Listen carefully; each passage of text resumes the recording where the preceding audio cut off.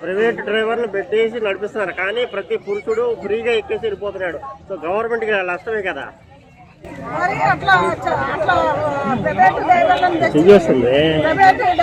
తెచ్చి పెట్టుకుంటే ఎట్లా నిలుతుంది? మరి వీళ్ళు చీనాలు ఎప్పటి నుంచో వాళ్ళు అలా కష్టం చుట్టూ పడ్డాడు, వాళ్ళు వెళ్ళిపోతారు. కార్మికులు ఊరుకోరు కదా, కార్మికులు ఊరుకోరు, జనాలు ఊరుకోరు. ప్రైవేట్ వాళ్ళని తెచ్చి ప్రైవేట్ డ్రైవర్లు పెట్టడం వల్ల కూడా యాక్సిడెంట్లు జరుగుతున్నాయి. వాళ్ళకి వచ్చి రండి డ్రైవర్స్, దానివల్ల మొత్తం గవర్నమెంట్కి నష్టమే కదా. అలా చర్చి పెట్టగానే ప్రజలు వాళ్ళ ప్రాణాలు కాదు కదా, వాళ్ళ కార్లు విమానాలు అన్నీ ఉన్నాయి. వాళ్ళు చచ్చేది పేద బిడ్డలు ప్రజలు, వాళ్ళదే పోతుంది. ఎవరైనా కొత్త పుకాలను తెచ్చి పెడుతుంది, చనిపోతే పేదలు చచ్చిపోతారు. నాకేంది అనుకుంటారు అంతే. ప్రజలకు బుద్ధి ఉండాలి కొంచెం. ఎక్కేటప్పుడు ఇళ్ళని వాళ్ళు ఇన్ని సంవత్సరాలు వాళ్ళు కష్టపడ్డారు, వాళ్ళే ఎక్కాలి. కొన్న పేపర్లు వాళ్ళు వాళ్ళకు న్యాయం చేసి వాళ్ళని ఎక్కియాలా, కొత్త డ్రైవర్లను తెచ్చి ఎక్కించి ప్రజల ప్రాణాలు తీయొద్దు.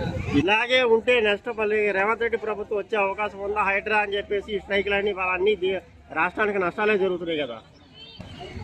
రేవంత్ రెడ్డి గారు మయ్య బంగారం తెలియదు ఆ సంగతి. ఇంకా 10-20 ఏళ్ళైనా ఆయనే వెళ్తాడు. అదే కాంగ్రెస్ వాళ్ళు కావాలని తెచ్చుకున్నారు ప్రజలు. ఇప్పుడు అనుమతించాలి. ఆయన ఇంకా 10 ఏళ్ళు అయినా ఉంటానంటే మంచి పనులు చేస్తూ ఉంటాడు, మంచి పనులు చేయకుండా ఉంటాడు. అంతేగా నేనే 10 ఏళ్ళు అనొద్దు కదా.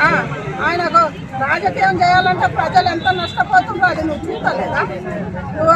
ప్రజలు ఎన్నుకున్నది ఎందుకు? ఏడ కట్టుకున్న ఇల్లు ఆడ కూడగొడడానికి కార్మికులు గాసులోనే పోసుకొని ఎంతో మంది చచ్చిపోతుందో చూస్తారు. ప్రాణాలు తీసుకున్నాను కాదు, నిన్ను ఎత్తించుకుంది ప్రాణాలు నిలబెట్టడానికి రేవంత్ రెడ్డి గారే కానీ ఎవరే కానీ కాంగ్రెస్ వాళ్ళే కానీ ప్రతి ఒక్కరే కానీ ఆ కార్మికులకు ఏందో న్యాయం చేసి వాళ్ళకు అనుకున్న ఏందో వాళ్ళకి చేస్తే వాళ్ళు యథావిధిగా బస్సులు నడుపుకుంటూ ఉంటారు కదా. ప్రతి ఒక్కరు కోరుకునేది అదే.